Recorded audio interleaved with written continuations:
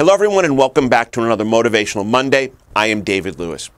If you are a Frank Sinatra fan, you may remember a verse from his big hit, My Way, where he states, "Regrets, I've had a few, but then again, too few to mention." We've all experienced regret at one time or another. That is, whether or not we would like to admit it.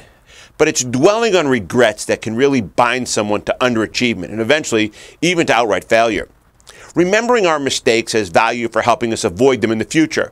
But living in the past is a sure way to have a miserable life if we don't move on and learn from them. But remembering our mistakes and failures isn't all about the big things where we have experienced disappointment. Sometimes something that didn't go right a week ago or even yesterday can cause us to lose heart and can really stand in the way of our having success today or tomorrow. It is often said that any day above ground is a good one.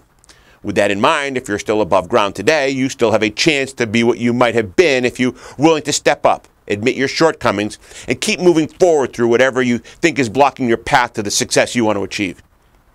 As great a success as Walt Disney was in life, did you know that he filed for bankruptcy protection in 1922 with his first company, Laugh-O-Gram? But that didn't stop him from going forward and eventually creating one of the most successful companies in history.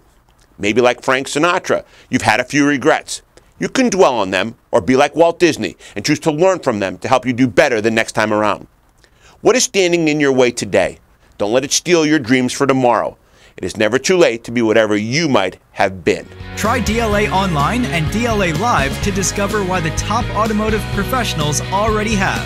For more information, visit our website at www.davidlewis.com or call us at 321-435-6000.